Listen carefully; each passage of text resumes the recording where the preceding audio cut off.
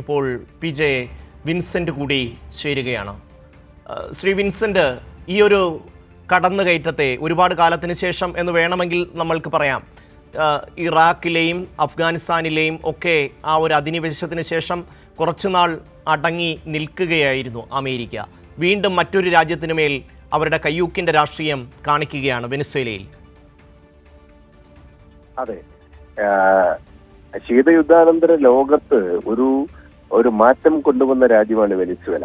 1999 Hugo Chavez Venezuelan പ്രസിഡന്റായി തെരഞ്ഞെടുക്കപ്പെട്ടതോടു കൂടിയാണ് Latin അമേരിക്കയിൽ പിങ്ക് വസന്തം എന്ന പേരിൽ ഇടതുപക്ഷക്കാരായിട്ടുള്ള ജനകീയ പ്രസിഡന്റുമാർ നിരന്തരമായി തെരഞ്ഞെടുക്കപ്പെടുന്ന ഒരു സാഹചര്യം ഉണ്ടായത്.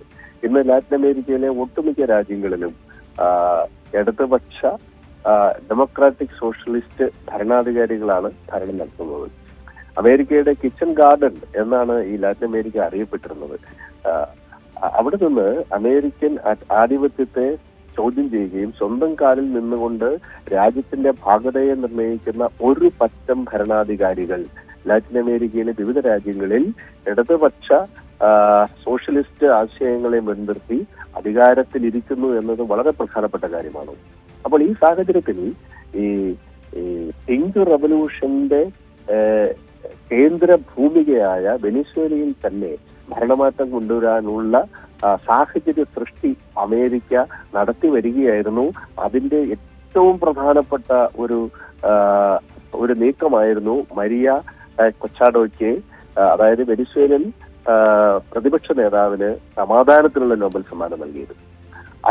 അതോടുകൂടി തന്നെ വെനിസ്വേലൻ സർക്കാരിനെ ഒരു ഇല്ലെജിറ്റിമേറ്റ് സർക്കാരായി അവതരിപ്പിക്കാനുള്ള ശ്രമങ്ങൾക്ക് ആഗോള തലത്തിൽ അംഗീകാരം നേടിയെടുക്കാൻ അമേരിക്കയ്ക്ക് കഴിഞ്ഞു എന്നുള്ളത് വളരെ പ്രധാനപ്പെട്ട കാര്യമാണ്. അതോടൊപ്പം വെനിസ്വേലയ്ക്കെതിരായിട്ടുള്ള നീക്കം അമേരിക്ക ശക്തിപ്പെടുത്തി കഴിഞ്ഞ ഒക്ടോബറിൽ തന്നെ തെക്കൻ കരീബിയൻ മേഖലയിൽ മയക്കുമരുന്ന് കാർട്ടലുകൾക്കെതിരെ സൈനിക നീക്കം എന്ന പേരിൽ അമേരിക്ക സൈനിക വിന്യാസം നടത്തി. കഴിഞ്ഞ ഡിസംബറിൽ 2025 ഡിസംബറോട് കൂടി വെനിസ്വേലയ്ക്കെതിരെ ഏറെക്കുറെ സമ്പൂർണമായ നാവിക ക്വാറന്റൈൻ പ്രഖ്യാപിക്കുകയും സമ്പൂർണ്ണ എണ്ണ ഉപരോധം ഏർപ്പെടുത്തുകയും ചെയ്തു. കഴിഞ്ഞ ഡിസംബറിന് ശേഷം വെനിസ്വേലയിൽ നിന്ന് പുറത്തേക്ക് പോകുന്ന എണ്ണ ടാങ്കറുകളെ ഒക്കെ അമേരിക്ക നിയന്ത്രിക്കുന്ന സാഹചര്യമുണ്ടായി. ഇതിന്റെയൊക്കെ തുടർച്ചയായിട്ടാണ് ഇപ്പോൾ ആ രാജ്യത്ത് നേരിട്ട് ആക്രമണം നടത്തിയിരിക്കുന്നു. തലസ്ഥാനമായ കാരക്കാസിനടക്കം വൻ സ്ഫോടനങ്ങൾ ഇപ്പോഴും കേൾക്കുന്നു എന്നാണ് വിവരം. ആ രാജ്യത്തിന്റെ സൈന്യം ഏത് രൂപത്തിൽ തിരിച്ചടിക്കാൻ പറ്റുമെന്നുള്ളത് ഇപ്പോൾ നമുക്ക് പറയാൻ സാധിക്കില്ല. അതുപോലെ അവിടുത്തെ പ്രതിപക്ഷത്തിന്റെ അമേരിക്കൻ സഹായത്തോടുകൂടി ഗവൺമെന്റ് നിക്കോളാസ് മദുറോയുടെ സർക്കാരിനെതിരെ ശക്തമായി പ്രവർത്തിച്ചുകൊണ്ടിരിക്കുന്ന പ്രതിപക്ഷത്തിന്റെ പിന്തുണയും അമേരിക്കൻ സൈന്യത്തിന് ലഭിക്കുന്നുണ്ട്. അപ്പോൾ അവരുടെ ഡെൽറ്റ ഫോഴ്സ് എന്ന് പറയുന്ന എലൈറ്റ് സൈനിക ഗ്രൂപ്പാണ് ഇപ്പോൾ ആക്രമണം നടത്തിയിട്ടുള്ളത്. അവര് പ്രസിഡന്റിനെ അറസ്റ്റ് ചെയ്തിരിക്കുന്നു എന്നുള്ളതാണ്. അമേരിക്കൻ പ്രസിഡന്റ് ട്രൂത്ത് സോഷ്യലിൽ കുറിച്ചത് വളരെ പ്രതിഷേധാർഹമായ വരികളാണ്. അവര് പറയുന്നത്, ട്രംപ് പറയുന്നത് captured Nicolas Maduro and his wife എന്നാണ്. ഒരു പരമാധികാര രാജ്യത്തിന്റെ തെരഞ്ഞെടുക്കപ്പെട്ട ഭരണാധികാരിയെയും അദ്ദേഹത്തിന്റെ ഭാര്യയെയും അമേരിക്ക സൈനിക നീക്കത്തിലൂടെ പിടിച്ചെടുത്ത് സ്വന്തം അവരുടെ രാജ്യത്ത് നിന്ന് കടത്തിക്കൊണ്ടുപോയിരിക്കുന്നു എന്നുള്ളതാണ്. ഇത് അങ്ങേയറ്റം പ്രതിഷേധാർഹമായ ഒരു കാര്യമാണ്.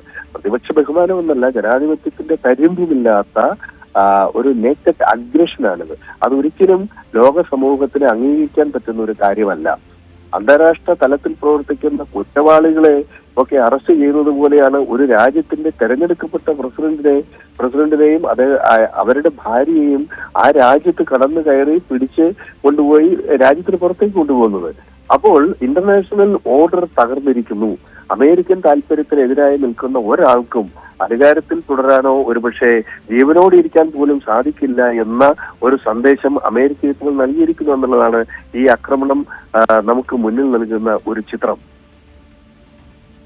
ശ്രീ PJ വിൻസെന്റ്, നമുക്ക് ഈ നോബൽ സമ്മാനത്തിൻ്റെ കാര്യം താങ്കൾ പറഞ്ഞു. ഈ മറിയ മച്ചാഡോയ്ക്ക് ഈ ഒരു അവാർഡ് നൽകുന്നു. ഇനി ഒരുപക്ഷെ അവരെ ഈ രാജ്യത്തിൻ്റെ ഭരണാധികാരിയായി കൊണ്ടുവരാനുള്ള സാധ്യത എത്രത്തോളമാണ്? അതിനുള്ള സാധ്യത തന്നെയാണ് മുന്നിലുള്ളത്. ഇപ്പൊ മരിയ കൊറിനോ മച്ചാഡോ യഥാർത്ഥത്തിൽ അവരെ പ്രസിഡന്റ് പദവിയിലേക്ക് എത്തിക്കുന്നതിന് വേണ്ടിയിട്ടുള്ള നടപടിക്രമത്തിന്റെ തുടർച്ചയായി അവർക്ക് അന്താരാഷ്ട്ര അംഗീകാരം നേടിയെടുക്കുക എന്നതിന്റെ ഭാഗമായിട്ടാണിത് ഈ നോബൽ സമ്മാനം പ്രഖ്യാപിക്കുന്നത്. മാത്രമല്ല, ഈ മരിയ കുറിനോ മച്ചാഡോ അവർക്ക് ലഭിച്ച സമാധാനത്തിനുള്ള നോബൽ സമ്മാനം സമർപ്പിച്ചത് ട്രംപിനാണ്. അത് വളരെ രസകരമായ കാര്യമാണ്. മാത്രമല്ല, ട്രംപിന് അതിനോടുള്ള പ്രതികരണം എന്ന് വെച്ചാൽ എനിക്ക് കിട്ടുന്നതായിരുന്നു, പക്ഷെ എന്നെ പോലെ തന്നെ ഒരാൾക്ക് കിട്ടിയല്ലോ എന്ന അർത്ഥത്തിലാണ് ട്രംപ് അതിനോട് പ്രതികരിച്ചത്. തനിക്കാണ് നോബൽ സമ്മാനത്തിന് അർഹത എന്ന് നിരന്തരം പറഞ്ഞുകൊണ്ടിരിക്കുന്ന ട്രംപ് മച്ചാഡോയ്ക്ക് സമാധാനത്തിനുള്ള നോബൽ സമ്മാനം കിട്ടിയപ്പോൾ പ്രതികരിച്ചില്ല എന്ന് മാത്രമല്ല, അത് തനിക്ക് സമർപ്പിച്ചതിന് സന്തോഷവും പ്രകടിപ്പിക്കുകയുണ്ടായി. ഇതൊരു ഗ്രാൻഡ് ഡിസൈനിന്റെ ഭാഗമാണ്. അമേരിക്ക ലാറ്റിൻ അമേരിക്കയിൽ പുലർത്തി വരുന്ന പോളിസി ക്യാരറ്റ് ആൻഡ് സ്റ്റിക്ക് പോളിസിയാണ്. അമേരിക്കക്കെതിരായി നിന്ന് കഴിഞ്ഞാൽ അടിച്ചു തകർക്കും, അതല്ലെങ്കിൽ അവരെ ക്യാരറ്റ് കൊടുത്ത് ടൈം ചെയ്ത് കൂടെ നിർത്തും.